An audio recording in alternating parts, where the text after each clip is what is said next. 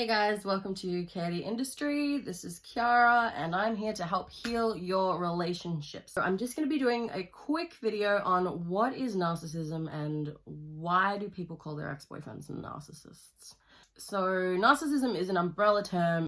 It's loosely related to narcissistic personality disorder, which is its own diagnosis. But I think for the example used in this video and other videos that I've seen, I would probably say that it's loosely related on that and not necessarily a complete personality disorder. And I just want to remind you, you can't just go around telling everyone they have disorders either, which is why I'm kind of stepping away from it. Narcissist is someone who is very fixated on themselves. They really struggle to emote or have empathy for other people. And it's all about looks and showiness. They love to look like they're the best people in the world. You'll find them out at charity events. You'll find them helping other people when there's a whole mass of other people around. But it's all for their own gain. It's all for them looking good to society and to the outside. So often people will say, I was in a relationship with a narcissist because behind closed doors, that person is a completely different person who's quite aggressive or even abusive. But to the wide world and to the exterior, to society, they look like this amazing person. So the poor person who's dating this person feels very uncomfortable about speaking up and speaking out because sometimes other people in society will challenge them because they think this person's a great person. Because externally, the facade is they are. They usually have an exaggerated sense of self-importance, so they think they're better than other people. They think they are the best. They think they deserve more accolades at work and in social life. And they love to be giving compliments. They eat that shit up because they believe it. And so a good example of this is kind of Donald Trump, right? He thinks he's this big shot politician. He doesn't know anything about politics. Yeah, he's rich. That's probably about it. But that was his family money. It wasn't even his own riches. He has this exaggerated sense of self-importance where if anyone questions him, they kind of get shut down or fired because he has that power. He thinks he's on this pedestal. It's not really on an even playing field. And I guess that brings me to my next point. They get really, really defensive when you question them on something. So Trump's advisors have said, hey, Trump, wouldn't really do that if I was you.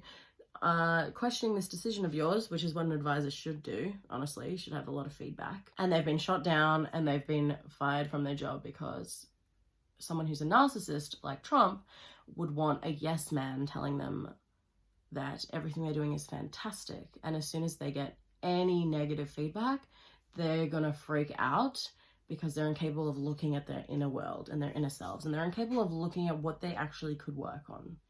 So because of this, it's so hard to fight with a narcissist because they'll always think they're right. They'll always think that you're wrong.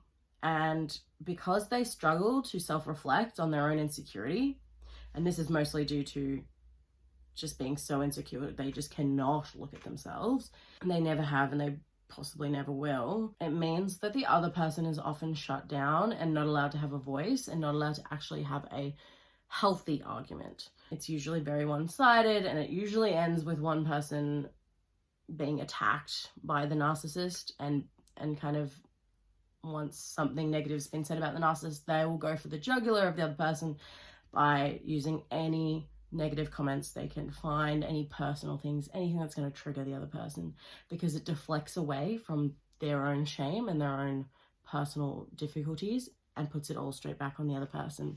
The other person gets triggered, they arc up, and all of a sudden they're crazy, they're this, they're that. It just gets kind of denied and shut down, like them just being irrational and over-emotional. They often exploit others for personal gain. They'll often take money from people, won't give back. Pretty much, they just don't really have a sense of empathy for the other person. And they just expect the other person to be this amazing, great person who is 100% happy all of the time with how they deal with things, which isn't really realistic. So I'm not sure if any of this is resonating with you. I'm not sure if you've been like, that makes perfect sense about said person I can think about. Most people would have met someone with narcissistic traits across the course of their life, whether it's a boss, a colleague, a relationship partner, a mum or dad. This is quite common. But unfortunately, due to the narcissist's lack of self-reflection, it's also quite common that they never really get the help they need. They never really see a therapist or that kind of thing. So yeah, let me know in the comments, is this resonating? Is this something that you can connect to? Because I'm going to do a follow-up video on what narcissists look for in a partner and why potentially they may have been attracted to you in the first place. And that's kind of our starting point for how we can attract respectful relationships in 2020, because we're going to take what the next video says and flip it. And I look forward to putting out more videos for you guys.